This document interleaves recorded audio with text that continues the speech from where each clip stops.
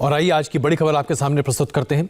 पाकिस्तान के सांसद ने आखिरकार ये माना पाकिस्तान की संसद में कि भारत के डर से विंग कमांडर अभिनंदन को पाकिस्तान ने छोड़ा था। थरथरा रहे थे पैर पाकिस्तान के सेनाध्यक्ष बाजवा के, और उसके बाद आखिरकार ये फैसला लिया गया पाकिस्तान के द्वारा कि अगर विंग कमांडर अभिनंदन को नहीं छोड़ा गया तो उसी रात हमला हो सकता है।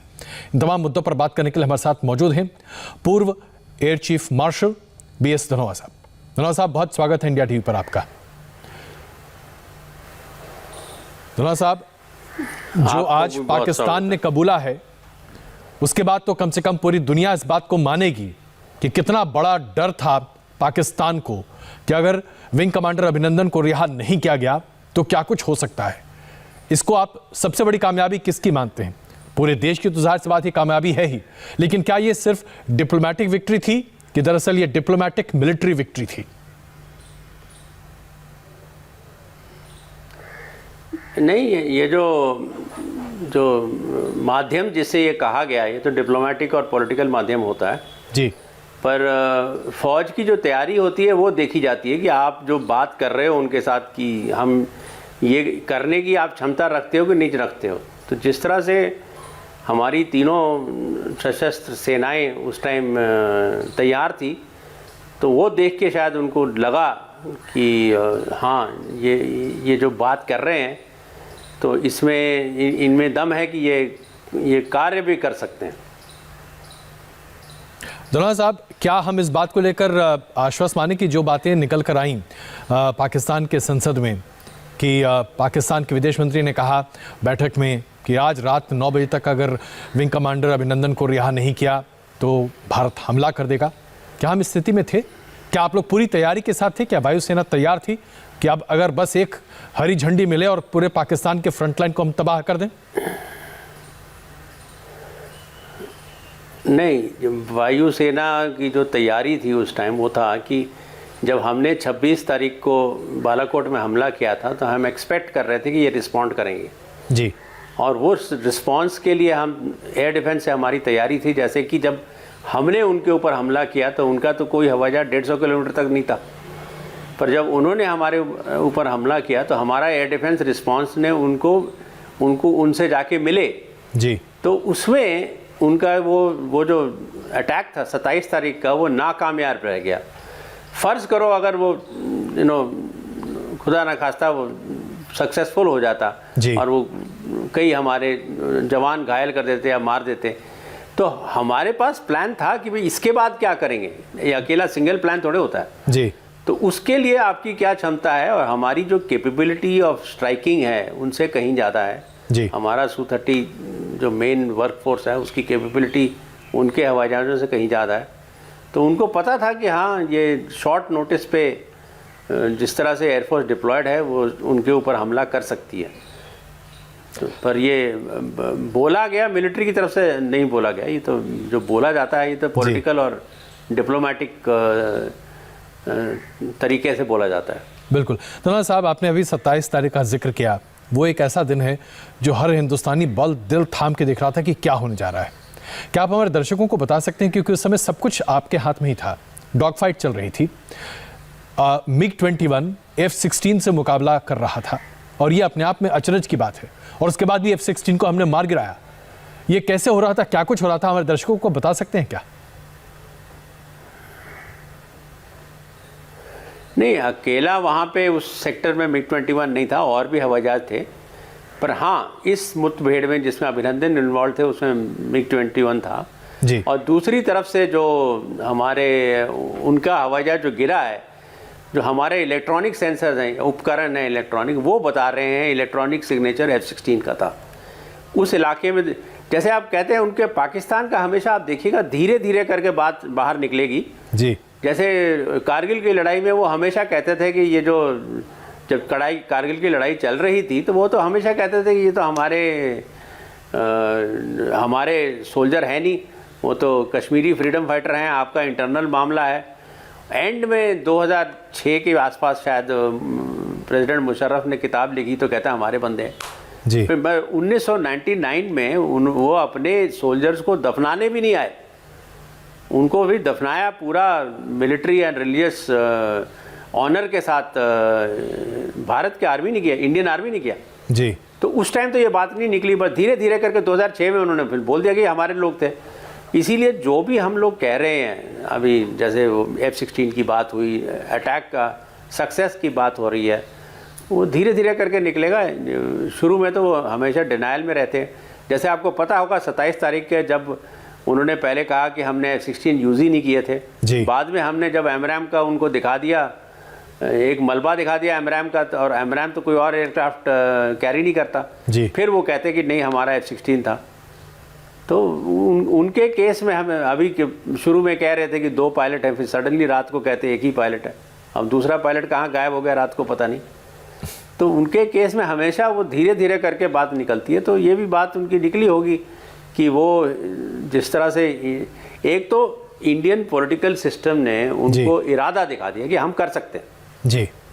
पहले तो उनको डाउट होता था कि इंडियन स्टेट जो है वो सॉफ्ट स्टेट है, वो हमेशा हमारे लीडर्स को अंडरमाइन करते हैं। 65 की लड़ाई में उन्होंने सोचा नहीं था कि शास्त्री जी लाहौर की तरफ चले जाएंगे जी। वो हमेशा अंडरमाइन करते हैं। कारगिल की लड़ाई में उन्होंने सोचा नहीं था कि हम इतना बड़ा रिस्पांस देंगे उनके खिलाफ और उनको भगा देंगे वहाँ से। तो सिमिलरली वो हमेशा हमारी लीडरशिप को अंडरमाइन करते हैं। तो अब तो उनको पता था कि हाँ लीडरशिप इनके ऊपर रिस्पॉन्ड करेगी। और दूसरी बात है कि is the military deployed for response, तो मिलिट्री भी डिप्लॉयड थी रिस्पॉन्स, तो देन दैट थ्रेट जो है वो क्रेडिबल हो जाता है। बिल्कुल, आपने अभी जिक्र किया पॉलिटिकल लीडरशिप की, तो अपने दर्शकों को ज़रा, धन्यवाद साहब हमारे साथ बने रहें आप, अपने दर्शकों को दिखाते हैं कि पाकिस्तान के संसद ने, दरअसल सांसद ने क्या कहा, कैसे पाकिस्तान की पूरी सरकार थरथरा कर काँप रही थी। ये ज़रा पहले आप सुन लीजिए और उसके बाद फिर कुछ और महत्वपूर्ण सवाल धन्यवाद साहब से करेंगे। अभिनंदन की क्या बात करते हैं। मुझे याद है शाह महमूद कुरैशी साहब उस मीटिंग में थे जिसमें प्राइम मिनिस्टर साहब ने आने से इनकार कर दिया और चीफ ऑफ आर्मी स्टाफ तशरीफ लाए। पैर कांप रहे थे, पसीने माथे पे थे और हमसे शाह महमूद साहब ने कहा, फॉरेन मिनिस्टर साहब ने, कि खुदा का वास्ता है अब इसको वापस जाने दें, चूंकि 9 बजे रात को हिंदुस्तान पाकिस्तान पे अटैक कर रहा है। वो कोई हिंदुस्तान ने अटैक नहीं करना था, कुछ नहीं होना था, सिर्फ घुटने टेक के अभिनंदन को वापस भेजना था। तो ये बात जो कि पाकिस्तान के संसद में कही गई। धन्यवाद साहब, मैंने अभी हाल फिलहाल पढ़ा कि आपने दरअसल 1999 का जिक्र करते हुए जब विंग कमांडर अभिनंदन को वापस लाने की बात चल रही थी, तो आपके दिमाग में एक रिजॉल्व था कि जो 1999 में हुआ था जब हमने अपने एक जाबाज पायलट को पाकिस्तान में खो दिया था, आप ऐसा विंग कमांडर अभिनंदन के साथ नहीं होने देंगे। क्या आप हमसे साझा करना चाहेंगे वो क्या यादें थीं आपकी और किस रिजॉल्व के साथ आप विंग कमांडर अभिनंदन को वापस लाने की पुरजोर कोशिश कर रहे थे?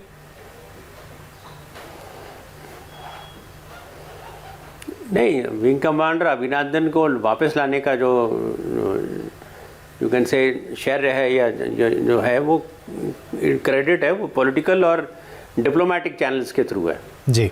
पर पॉलिटिकल और डिप्लोमेटिक चैनल में जो आप बात करते हैं तो उसको हमेशा उसके पीछे होता है कि आपकी मिलिट्री कैपेबिलिटी क्या है, कि अगर आप ये बात माने ना तो वो मिलिट्री क्या कर सकती है।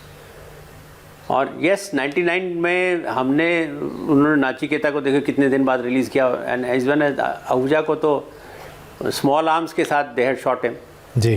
तो इस टाइम उनके ऊपर शायद ये भय था, जैसे कह रहे हैं कि वो बहुत डरे हुए थे कि इस टाइम हमारी जो इरादा एज वेल एज कैपेबिलिटी ऐसी है कि हम उनके ऊपर काफ़ी हावी हो सकते हैं। I think that could be the reason why.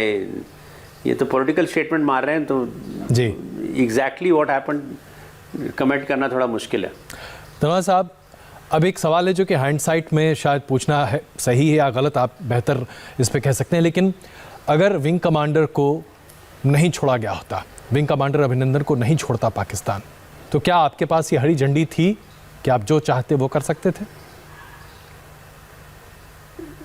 नहीं, वो डिसीजन पॉलिटिकल लीडरशिप का है, वो मिलिट्री का नहीं होता। मिलिट्री को हमेशा होता है कि आप तैयार रहिए हर ऑप्शन का, उसके बाद पॉलिटिकल लीडरशिप डिसाइड करती है कि आपने क्या करना है, आपने किस हद तक करना है, पूरी लड़ाई छेड़नी है, लिमिटेड एरिया लिमिटेड प्लेस में करना है, या उनको एक और मैसेज देना है। तो ये सब डिसीजन जो होते हैं पॉलिटिकल लीडरशिप के होते हैं। तो हमारे पास क्या कैपेबिलिटी थी? आंसर इज यस, हमारे पास कैपेबिलिटी थी। यानी आपके पास तैयारी थी, अगर आपको हरी झंडी दी जाती तो आप वो सब कुछ कर सकते थे जिसके लिए आपको परमिशन दी जाती। हाँ, वो ना स्ट्राइक करने की अगर हरी झंडी दी जाती, ऑब्वियसली ये तो कोई भी एयरफोर्स अगर ऑफेंसिव मिशन करता है जी, वो हमेशा एक्सपेक्ट करता है कि एनिमी रिस्पॉन्ड करेगा एंड उसका आपका काउंटर क्या है, तो वो तो पूरा प्लान होता है। It is not one of कि आपने कुछ कर दिया और सोचा कि उसके बाद कुछ नहीं होगा। बिल्कुल, ये तो पूरा प्लान होता है जी। धनोआ साहब, उसमें yes, we had a plan B and we had a plan to execute it. ये बहुत बड़ी बात आपने हमारे दर्शकों के साथ साझा की। अब एक और सवाल है जो कि एक आम आदमी के दिमाग में बहुत ज़्यादा कौंधती है। हालांकि जाहिर सी बात है इसमें कई सारी चीज़ें हैं जो आप शायद साझा ना करना चाहें सार्वजनिक तौर पर, लेकिन प्रधानमंत्री जी को लेकर हर किसी को पूरे देश में बड़ा भरोसा है। और ऐसे में जब विंग कमांडर अभिनंदन के कैप्चर होने की बात आई तो हर किसी को लगा कि प्रधानमंत्री जी हर कीमत पर रिहा करवा के ले आएंगे, वापस ले आएंगे। क्या ऐसे मौके पर प्रधानमंत्री जी आप लोगों से संपर्क में व्यक्तिगत तौर पर थे, या दरअसल जो चैनल ऑफ कम्युनिकेशन होता है उसी की तरह बातचीत हो रही थी?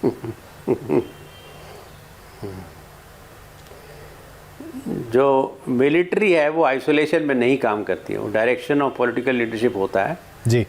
किसने क्या बोला, क्या हुआ, वो ये पूरा मिशन अभी तक क्लासिफाइड है, तो उसके बारे में मैं बात नहीं करूंगा।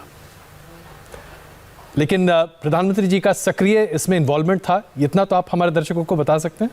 क्या ये मैं मानूं? नहीं, वो डिसाइसिवनेस तो दिखाया ना। इट इज़ द डिसाइसिवनेस जो आप बात कर रहे हो वो तो आप देखो, क्योंकि वो ये जो बालाकोट का कैंप था वो तो पाकिस्तान ऑक्यूपाइड कश्मीर में भी नहीं था, पाकिस्तान प्रॉपर में था जी। तो it's quite a big political decision. India को इलेक्शन के लिए जाना है, उसमें क्या हो सकता है, पिटफॉल्स काफ़ी हैं, तो that is of course it was a decisive move, there no doubt on that. बिल्कुल, मिलिट्री को प्रिपेयर होना है, कुछ अनफॉर्चुनेट इंसिडेंट हो जाए, कुछ हो जाए, तो that is it's a political risk. Military risk भी है पर पॉलिटिकल रिस्क भी है, और ये पॉलिटिकल रिस्क प्रधानमंत्री जी ने लिया। धनोआ साहब, आप हमारे साथ बने।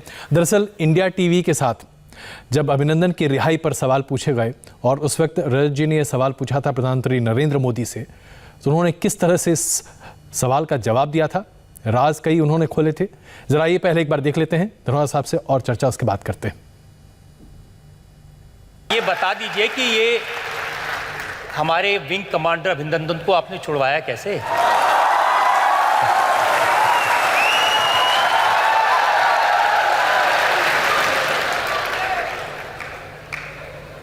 वो एक रात थी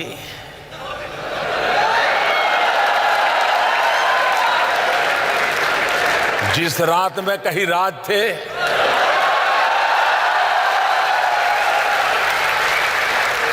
राज को राज ही रहने दीजिए।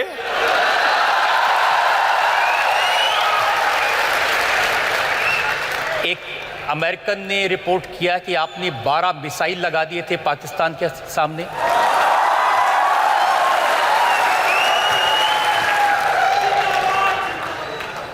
मैं भी बहुत कुछ सुनता हूं।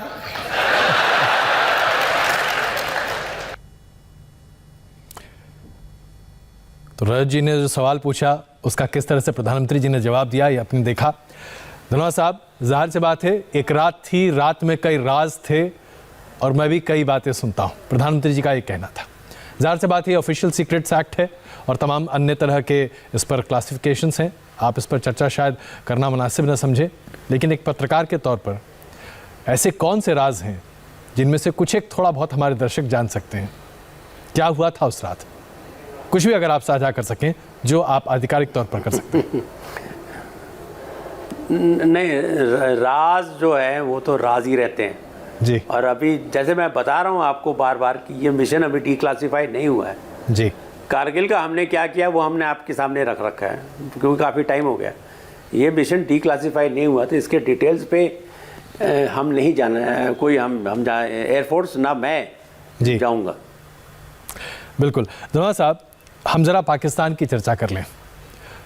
ऐसा हर मौके पर देखने को मिला है कि जब भी पाकिस्तान को हमने धूल चटाई है, जैसा कि आप पहले भी कह रहे थे, पाकिस्तान की तरफ से बिल्कुल इनकार आता है। जब हमने पाकिस्तान में घुसकर आतंकवादियों को कैंप को नस्तानाबूद किया, पाकिस्तान ने उसे सिरे से खारिज कर दिया। बालाकोट को पूरी तरीके से खारिज कर दिया। F-16 के इस्तेमाल को खारिज कर दिया। पाकिस्तान की मंशा क्या है? क्या पाकिस्तान इस बात को मानने को तैयार ही नहीं होता कि हिंदुस्तान के सामने उसकी चलती नहीं है?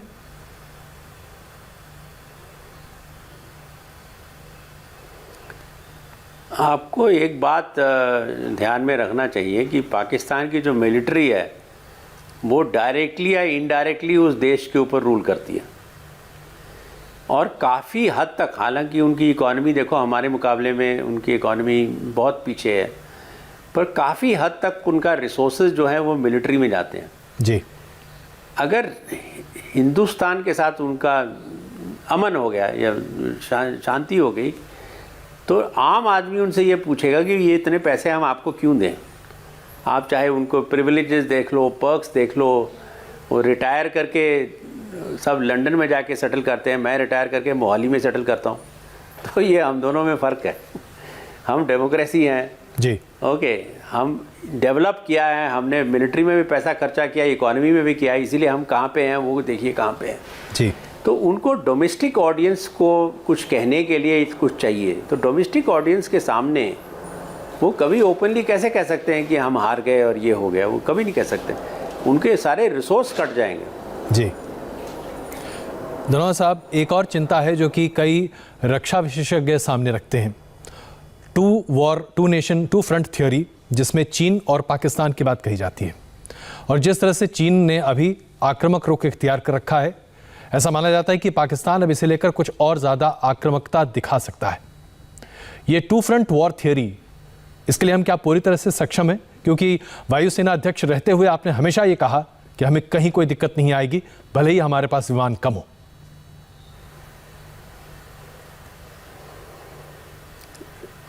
नहीं, ये टू फ्रंट की जो है वो तो preparation for a two front war वो सरकार का डिक्टाट है आर्म्ड फोर्सेस को, तो आर्म्ड फोर्सेस उसके लिए तैयारी करके रखती हैं। जी, अगर आपको याद होगा 2018 में हमने एक्सरसाइज किया था गगन शक्ति, और गगन शक्ति में हमने पहले वेस्ट में किया, फिर 48 आवर्स में पूरी एयरफोर्स को शिफ्ट करके हम बैलेंस पोस्टर वेस्ट और ईस्ट दोनों का कर दिया हमने। जी, तो ये तो आप उसके लिए प्रिपेयर करके रखते हो। एंड एक होता है प्लान ए होता है। प्लान ए क्या होता है कि मेरे पास सब कुछ है तो मैं क्या करूँगा। एक प्लान बी होता है। प्लान बी होता है कि मेरे पास जो कुछ है उसके साथ मैं क्या करूँगा। जी, तो उसका आंसर आपको मिला, पॉजिटिव की नेगेटिव। वही एक्सरसाइज गगन शक्ति का पर्पस था कि भाई कौन कौन चीज़ हम आराम से कर सकते हैं, किसमें हमें क्या करना चाहिए, और how do we fight, that is most important. Sir, एक आखिरी सवाल। हम जानते हैं कि आज हमारे दो ऐसे पड़ोसी हैं जो बहुत ही आक्रामक रवैया इख्तियार करते हैं। ऐसे में राफेल के आने से आज भारतीय वायुसेना की ताकत कितनी बढ़ती है, और आने वाले दिनों में क्या लगता है आपको कि हमें किस तरह के और विमान अपने बेड़े में शामिल करना चाहिए जिससे हम बेहतर तरीके से अपने दुश्मन का मुकाबला कर सकें? नहीं, रफाल तो मैंने हमेशा शुरू से कहा है, दो डील जो हैं वो बहुत गेम चेंजिंग डील है, रफाल और दूसरा है S-400। दोनों का यही पर्पस है कि दुश्मन को अपने टेरिटरी में मारना। S-400 भी उनको अब उनके टेरिटरी में मारेगी, रफाल की जो मिसाइल रडार कॉम्बिनेशन है उनको उनके टेरिटरी में मारेगी। जी, सो गेम क्या चेंज हो गया। पहले वाला गेम था कि आप हमारी तरफ आओगे तो हम आपको मारेंगे, अब है कि हम आपके देश में घुस के आपको मारेंगे। ये गेम चेंज हो गया। तो yes, it has an effect. And pipeline में है, काफ़ी कुछ है। LCA भी है, मार्क 1 है, फिर 1A है, फिर आगे अमका है, मार्क 2 है, काफ़ी कुछ है। और इधर से मल्टी रोल फाइटर एयरक्राफ्ट का भी एक प्रपोजल है, जो जिसमें रफाल है, चाहे जो मर्जी आए, उसकी कैपेबिलिटीज़ तो यही होंगी ना, रफाल जैसी होंगी। तो ये आपको जो स्कर्मिश होता है, जैसे बालाकोट के बाद 27 को स्कर्मिश हुआ। जी, स्कर्मिश में क्या होता है कि आप अपना बेस्ट फुट फॉरवर्ड डालते हो, तो आपको टेक्नोलॉजी की बहुत ज़्यादा ज़रूरत होती है। इसीलिए मैंने भी पहले बोला था कि अगर 27 तारीख को हमारे पास रफाल होते तो हम नतीजा कुछ और होता, हम उनके कई F-16 गिरा देते, क्योंकि ये स्कर्मिश है, लिमिटेड पीरियड लिमिटेड टाइम। अगर फुल स्केल वॉर हो जाता है, कराची से लेकर कश्मीर तक आप लड़ाई कर रहे हो, तो हमारे पास इतने Su-30 हैं, उनके ऊपर हावी हो जाएंगे। कितने F-16 हैं उनके पास? जी ओके, बट वो स्कर्विश में तो टेक्नोलॉजी काउंट करती है, उसके लिए रफाल और ये मल्टी रोल फाइटर एयरक्राफ्ट काफ़ी अहमियत रखते हैं। धनोआ साहब, एक सवाल जो कि बहुत महत्वपूर्ण इसलिए हो जाता है क्योंकि आज की इस परिस्थिति में एक मजबूत नेतृत्व देश की कई समस्याओं का समाधान करता है, और खास करके जब वो सुरक्षा से जुड़ी होती हैं। एक मजबूत नेतृत्व का कितना आप रोल देख रहे हैं बीते कुछ एक सालों में, जो आज भारतीय सुरक्षा को एक मुकाम तक लाने में सफल या कारगर हुआ है?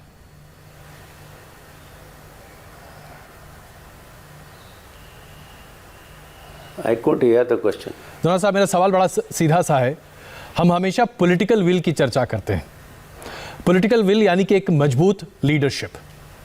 ये मजबूत लीडरशिप बीते कुछ सालों में जो दिख रहा है, अच्छा, ओके, इसका कितना प्रभाव हमारी देश की सुरक्षा पर है, और ये पॉलिटिकल विल कितना हमें आगे ले जा सकता है? नहीं, पॉलिटिकल विल का you can say it is decisive. वो पॉलिटिकल विल यही होता है कि डिसाइसिव होना चाहिए। ओके, तो वो डिसाइसिव पॉलिटिकल विल हमें देखने को मिला है, पर उसके जो आपकी फाइटिंग कैपेबिलिटी है, उसके लिए जो आपको चाहिए, चाहे एयरक्राफ्ट चाहिए या मिसाइल चाहिए, वेपन्स चाहिए, वो उनकी भी ज़रूरत रहती है। पर अगर आप सब कुछ रखने के बाद भी अगर आप इनडिसाइसिव हो गए जी, तो फिर वो आपसे दुश्मन डरेगा नहीं, कहेगा ये तो कर कुछ नहीं सकते, इनके पास इतनी क्षमता है पर करेंगे कुछ नहीं क्योंकि ये इनडिसाइसिव है। तो अगर उसको पूरा उसको यू कैन से जो डेटरेंस होता है, डेटरेंस का क्या पर्पस है? डेटरेंस का ये पर्पस थोड़ी कि आप लड़ाई लड़ दो। डेटरेंस का ये पर्पस होता है कि वो डेटर हो जाए कि मैंने इसके साथ लड़ाई नहीं लड़नी, वो होता है डेटरेंस। और क्या ये डेटरेंस आज चीन के लिए भी काम कर रहा है? एक पुराने इजरायली एयरफोर्स चीफ ने बोला, तो पुराने इजरायली एयर चीफ ने बोला था जी कि बहुत अच्छा है कि my job is to tell the other side that you don't have a military option. Okay, तो ये है कि आप जो करना है अपना पॉलिटिकल आप करो, मिलिट्री ऑप्शन आपके पास है नहीं, क्योंकि मिलिट्री ऑप्शन आप एक्सरसाइज करोगे हम आपको बहुत बुरी तरह मारेंगे। ये होता है डेटरेंस। मिलिट्री का काम है डेटरेंस, बिल्कुल। उसके लिए आपके पास कैपेबिलिटी होनी चाहिए। तो एक आखिरी सवाल सर, क्योंकि ये बहुत महत्वपूर्ण है हमारे दर्शकों के लिए जानना कि क्या ये डेटरेंस आज चीन के लिए भी काम कर रहा है?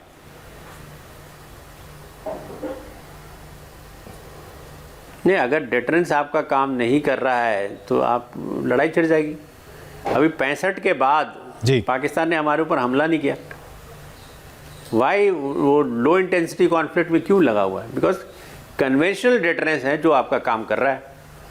जो सब कन्वेंशनल अटैक्स हो रहे हैं, टेररिस्ट अटैक्स हो रहे हैं, वो डेटरेंस नहीं काम कर रहा था। क्यों नहीं काम कर रहा था? क्योंकि आपके पास कैपेबिलिटी तो थी, आपने रिजॉल्व नहीं दिखाया कि भाई हम आपको मार सकते हैं। तो उरी और बालाकोट के बाद आपने रिजॉल्व भी दिखा लिया। आप देखिए बालाकोट इंसिडेंट अटैक के बाद जब तक इंडियन इलेक्शन हुए हैं, एक भी कोई you can say even a slightly important terrorist attack नहीं हुआ जी, बिकॉज दे न्यू कि response will be very heavy. बिल्कुल। धनोआ साहब, आपसे बातें तो खैर बहुत लंबी की जा सकती हैं क्योंकि कई बातें आप रोशनी डाल सकते हैं। वक्त की कमी की वजह से हमें आपसे ही विदा लेना पड़ा। बहुत धन्यवाद इस चर्चा में शामिल होने के लिए और हमें तमाम जानकारी साझा करने के लिए। इसमें कोई शक नहीं कि भारतीय वायुसेना पूरी तरह से तैयार है और विंग कमांडर अभिनंदन के रिलीज़ को लेकर जो पाकिस्तान की संसद में हुआ, उसने बहुत बड़े खुलासे किए हैं, बताया है कि हिंदुस्तान कैसे आज पाकिस्तान पर पूरी तरह से प्रभावी है। धनोआ साहब, बहुत धन्यवाद बात करने के लिए। एक छोटा सा यहाँ पर ब्रेक लेते हैं और ब्रेक के बाद पाकिस्तान की संसद में कैसे हुआ मोदी मोदी मोदी।